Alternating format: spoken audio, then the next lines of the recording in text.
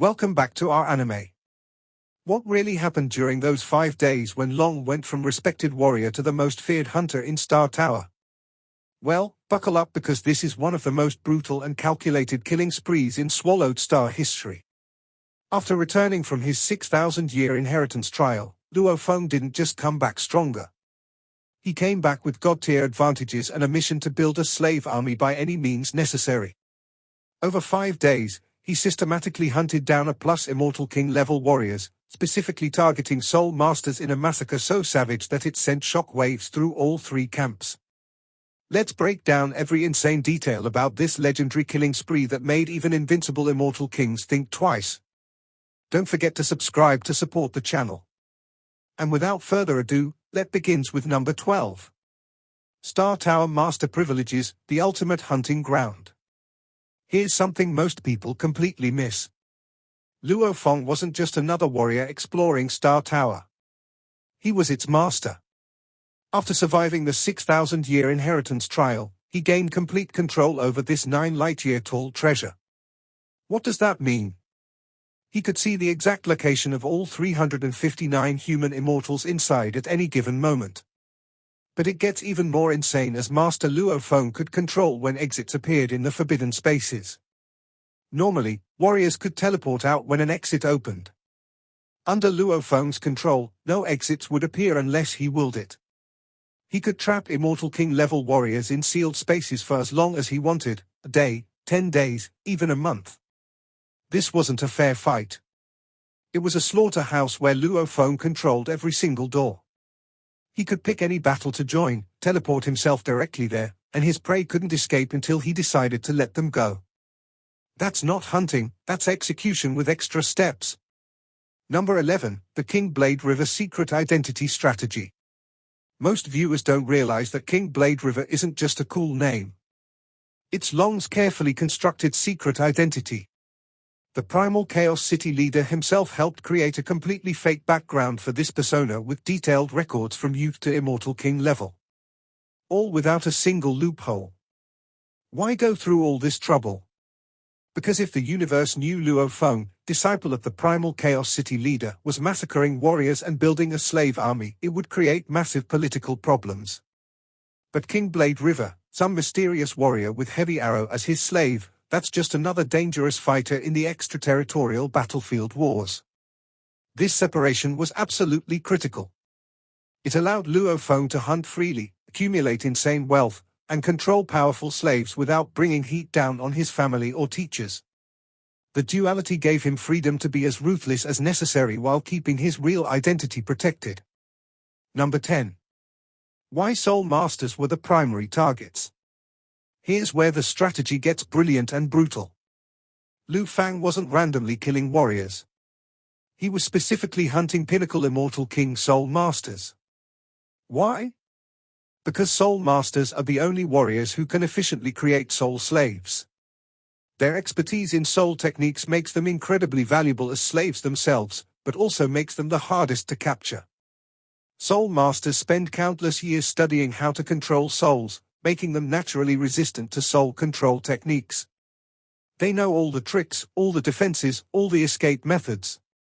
But here's the thing. If you can control one, they become an incredibly powerful tool for controlling others. That's exactly what Luo Feng needed. He required Soul Master slaves to increase his success rate in capturing future targets. It was a calculated investment, sacrificed time and effort hunting the hardest prey to gain the tools needed for easier future hunts. Every Soul Master he targeted was a strategic chess piece in building his slave empire. Number 9, the Star Map's combat debut, 6 Sealed Stars of Destruction. This was the first time Long used his newly acquired star map in actual combat, and the results were absolutely devastating. The star map is a heavy treasure that can hold up to 100,000 sealed stars. And each sealed star is itself a treasure. For this hunting campaign, Long loaded it with 100 sealed stars, but typically only used 6 at a time. These weren't normal projectiles. Each sealed star was between 9,000 to 90,000 kilometers in diameter before being compressed into marble-sized black spheres. When Luo Feng launched them with his consciousness and willpower alone, without even using lore engravings, they hit with enough force to completely shatter an immortal's defenses. When he did activate the lore engravings, the 6 stars would form his sky-tearing claw technique, creating a massive beast god projection whose single claw slash could tear through space itself and shred enemies into fragments. The star map's versatility was insane. He could switch techniques at will, use the stars as pure blunt force weapons, or activate devastating lore-infused attacks. It was the perfect controller's weapon. Number 8, King Black Crow, the first failed capture. The very first target of this massacre was King Black Crow, a pinnacle immortal king soul master from the demon camp's Kia race. Luo Feng's strategy was methodical. Use heavy arrow to distract Black Crow's teammates, 2 fortress-like Chuja brothers, while he personally dealt with a Black Crow using overwhelming force. Black Crow tried his soul illusion attack first. It was completely dispersed by Luo Feng's Beast God Roar technique and Tower Pearl soul defense. Then Luo Feng launched his 6 sealed stars. The first one smashed into Black Crow's shield with such force that his entire arm was destroyed. The second ball knocked the shield away completely. The remaining 4 balls struck his body directly, shattering bones and muscles, forcing him to spit blood. Even though Black Crow's divine body recovered instantly through his immortal energy, Long then unleashed the star map with Long engravings activated. The sky-tearing claw projection tore him to shreds. But here's where it gets dark. Luo Feng then used a sealed star coated in poison. Music, this purple ball shot through Black Crow's fragments, destroying 52% of his divine body instantly. With his strength reduced below 50%, Long tried the 10,000 soul control technique. Black Crow's soul struggled madly. And after breaking free from the control attempt, he immediately chose to self-destruct rather than become a slave. The explosion was so massive it injured his own teammates. First attempt, complete failure. But Long had just started learning. Number 7, the poison strategy. Reducing enemies to 1050% strength. After King Black Crow's self-destruction, Luo Feng refined his approach. The key insight was this. He needed to weaken enemies to under 10% of their strength before attempting soul control. But there was a problem. Using the FOMO poison twice could outright kill them, and each use destroyed anywhere from 30 to 80% of their divine body randomly. He couldn't control the exact damage. So Luo Feng developed a brutal but effective method. Hit them with one FOMO poison attack to reduce their strength to roughly 30 to 50%. Then immediately used a 10,000 soul control technique while they were weakened but not dead. This gave him the best chance of success.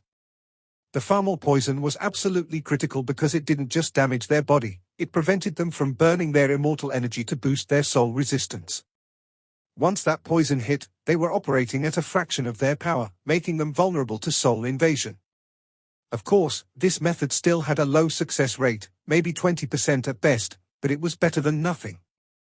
Every immortal king he killed with this method left behind 30-60 billion Han Yuan units in treasures. So even failures were profitable. Number 6, 12 battles in 4 days, 3 kills per day. The sheer pace of this massacre is what made it legendary. Day 1, 3 battles, all enemies killed, 0 successful captures. Treasures acquired, approximately 160 billion Han Yuan units. Day 2, 3 more battles. All enemies killed. Still no captures. Treasures acquired. Approximately 210 billion Han Yuan units. Day 3 and 4 followed the same pattern. Think about what this means. Luo Feng was fighting 3 Immortal King level battles per day, each one against Pinnacle Soul Masters with their defensive teams. These weren't quick skirmishes. Each battle required locating targets via Star Tower's surveillance, teleporting to their location, engaging multiple enemies simultaneously since Soul Masters always traveled with protection, overwhelming their defenses with the star map, poisoning them with FOMO, attempting soul control, and then killing them when control failed. The fact that he maintained this pace for 4 straight days without rest shows inhuman efficiency. And remember, he spent the time between battles studying and refining his 10,000 soul control technique, making each attempt slightly better than the last. By day 5, his technique had improved enough that his success rate jumped from 20% to 33%. Number 5, the king honed hard capture. First successful soul slave. On day 5 during the second hunt, everything finally clicked. The target was King Honed Heart, a diamond man from the Palu Wa race whose body was covered in crystal-embedded skin. After the standard procedure, star map bombardment, for MO poison reducing him to 36% strength, and then the refined 10,000 soul control technique, Luo Feng soul thread successfully invaded. Honed Heart soul struggled violently. His soul imprints fighting desperately to break free. But this time, after dozens of attempts and countless refinements to the technique, Long's control held firm. The moment Honed Heart submitted, his eyes filled with utmost respect as he bowed and called Luo Feng master. This was the breakthrough Luo Feng needed. Honed Heart had a special ability. He could burn his own divine body to temporarily surge his soul control power. This meant when Luo Feng used him in future captures, the success rate would multiply significantly. With Honed Heart assisting, controlling the next target became much easier. This single capture transformed the entire hunting campaign from a brutal grind into an exponentially scaling operation. Number 4, the camp distribution spreading fear across 3 factions. Here's a detail that shows how calculated this massacre was. The 12+ dead warriors weren't from a single camp. 9 of them managed to send out death notifications before dying. And those 9 were distributed as follows. Machine Camp, 4 killed. Demon Camp, 2 killed. Music, Zerg Camp, 3 killed. The other 3 died too fast to even alert anyone. Why does this matter? Because the 3 camps are bitter enemies who don't share information quickly. By spreading the kills across all 3 factions, Luo Feng ensured that no single camp could organize a concentrated response against him immediately. Each camp knew King Blade River was hunting their warriors, but they didn't know the full scope until much later. By the time they realized he'd killed 12 warriors total, the massacre was already over and Luo Feng had vanished. This distribution also meant that when warriors from each camp started forming hunting parties to find Blade River, they were competing against each other as much as searching for him. And the chaos and paranoia this created was exactly what Luo Feng needed to disappear safely. Number 3, the universe's reaction. Terrifying King Blade River. When news spread through Star Tower about what happened, the reaction was explosive. Warriors from all 3 camps began discussing this mysterious King Blade River who could kill Pinnacle Soul Masters. Warriors who were supposed to be nearly immune to most attacks due to their soul defenses. The rumors focused on 2 shocking facts. His material defense was heavenly. He had previously withstood the strongest flame god crystal explosion. And now his soul defense was apparently just as terrifying. But here's what made everyone truly afraid. King Blade River had no weaknesses. Material attack, he'd tank it. Soul attack, he'd tank it, too. How do you fight someone like that? Warriors started saying things like, Blade River is worthy of his name. And even if he has arcana treasures, he deserves them. Some warriors, scared of becoming the next victim, actually left Star Tower temporarily. Others, bloodthirsty and confident, rushed in, excited by the chaos and the chance to claim wealth from all the deaths. The atmosphere inside Star Tower went from controlled competition to absolute madness.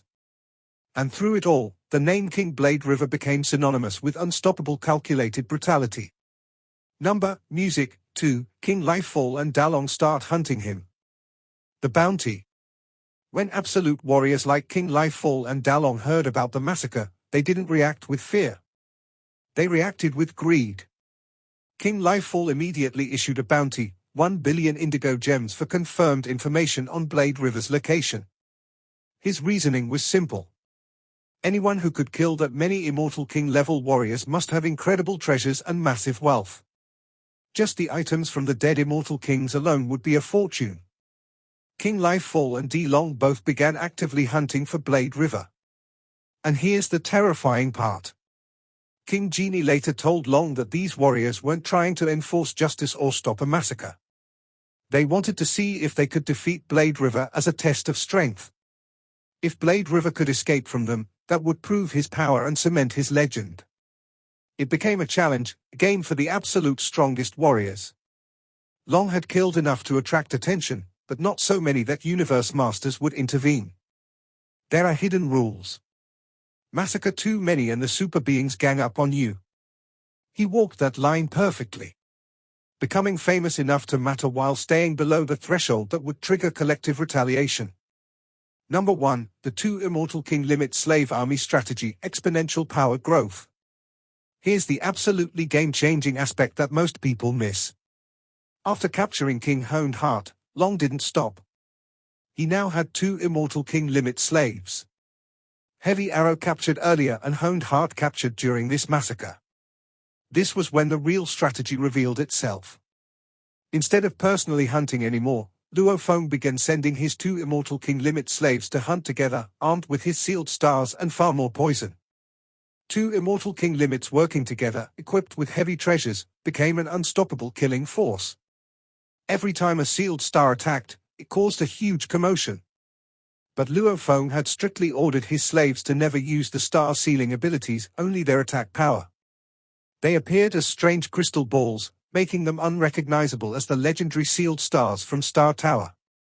This kept the connection to Star Tower hidden. The wealth continued pouring in as his slaves hunted, and each successful capture added another warrior to the army. The system became self-sustaining and exponentially powerful. Long had transformed from a lone hunter into the master of an ever-growing empire of enslaved Immortal King-level warriors, all operating under his absolute control. The massacre was just the beginning. What he built from it would terrorize the universe for years to come. So there you have it. Every brutal, calculated detail of Luo Feng's legendary 5-day massacre in Star Tower. This wasn't mindless violence. It was surgical, strategic, and absolutely ruthless. He used Star Tower's master privileges to create an inescapable hunting ground, refined his soul controls technique through dozens of attempts, and ultimately built the foundation for an Immortal King-level slave army that would serve him for years. The fact that he walked away from killing 12+ Immortal King-level warriors without triggering Universe Master intervention shows just how perfectly he calculated everything. Which detail shocked you the most? The Star Tower master privileges, the soul control strategy, or the exponential slave army growth? Let me know in the comments. Thanks for watching and don't forget to like and subscribe for more Swallowed Star content. This video will end here.